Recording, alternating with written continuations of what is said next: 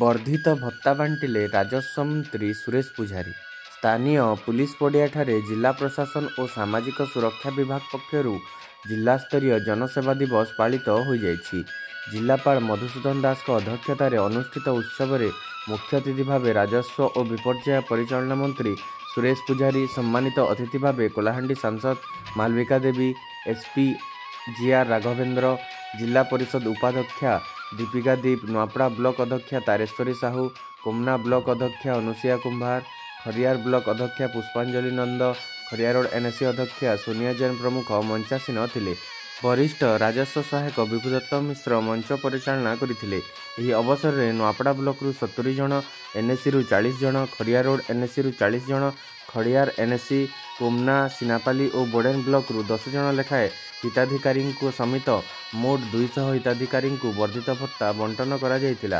ରାଜ୍ୟ ସରକାର 80 ବର୍ଷରୁ ଉର୍ଦ୍ଧ୍ୱ ବୃଦ୍ଧ ବୃଦ୍ଧାଙ୍କୁ ଓ 80%ରୁ ଅଧିକ ଭିନ୍ନକ୍ଷମଙ୍କୁ ମାସିକ 3500 ଟଙ୍କା ଭତ୍ତା ପ୍ରଦାନ ଆରମ୍ଭ କରିଛନ୍ତି।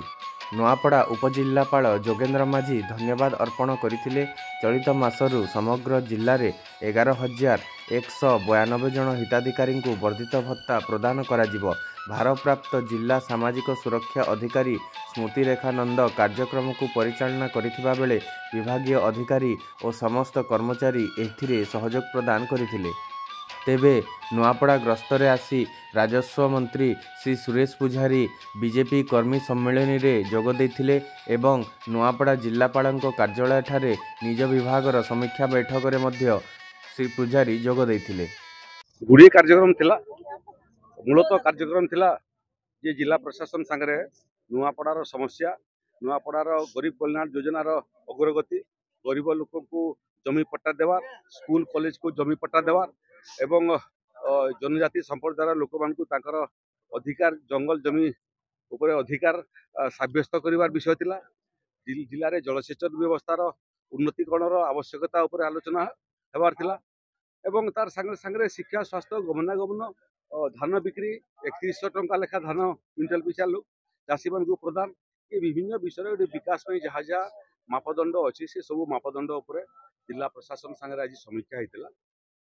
ଦଳର ମଧ୍ୟ ଯେଉଁମାନେ କାର୍ଯ୍ୟକର୍ତ୍ତା ଅଛନ୍ତି ସେମାନଙ୍କ ସାଙ୍ଗରେ ମଧ୍ୟ ବହୁତ ଦିନ ହେଲା ମୋର ସାକ୍ଷାତ ହେଇନଥିଲା। ତାଙ୍କୁ ଭେଟିବା, ତାଙ୍କର ସାଙ୍ଗରେ ବାର୍ତ୍ତାଳାପ କରିବା ଏବଂ ତାଙ୍କଠାରୁ ମଧ୍ୟ ସମସ୍ୟା ଶୁଣିବା। ସାଧାରଣ ଲୋକମାନେ ମଧ୍ୟ ମୋଟାମୋଟି 1000ରୁ ଅଧିକ ବ୍ୟକ୍ତିଗତ ଆବେଦନ ପତ୍ର ମଧ୍ୟ ମୁଁ ପାଇଛି, ଗ୍ରିଭାନ୍ସ ପାଇଛି। ସେଟା ମଧ୍ୟ ଜିଲ୍ଲା ପ୍ରଶାସନକୁ ପ୍ରଦାନ କରିଛି ତାର ଉପରେ ବିହିତ କାର୍ଯ୍ୟାନୁଷ୍ଠାନ ଗ୍ରହଣ କରିବା ପାଇଁ।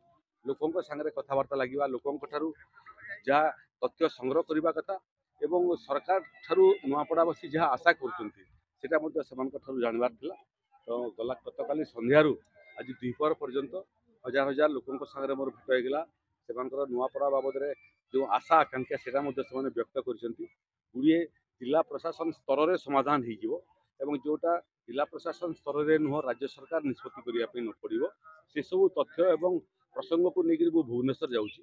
ଭୁବନେଶ୍ୱରରେ ଜିଲ୍ଲା ପ୍ରଶାସନକୁ ମଧ୍ୟ ଏବଂ ନିର୍ବାଚିତ ପ୍ରତିନିଧିମାନଙ୍କୁ ମଧ୍ୟ ଆଗାମୀ ଦିନରେ ଆମେ ଡକେଇବୁ ଏବଂ ଯେଉଁ ପ୍ରସଙ୍ଗ ରାଜ୍ୟ ସ୍ତରରେ ସରକାରଙ୍କ ଦ୍ୱାରା ସମାହିତ ହେବା କଥା ସେ ସବୁ ସମସ୍ୟା ରାଜ୍ୟ ସରକାରଙ୍କ ସ୍ତରରେ ମଧ୍ୟ ଆଲୋଚନା କରିକି ଆମେ ଆକୁ ସମାହିତ କରିବୁ। For more updates, please subscribe to our channel and press the bell icon.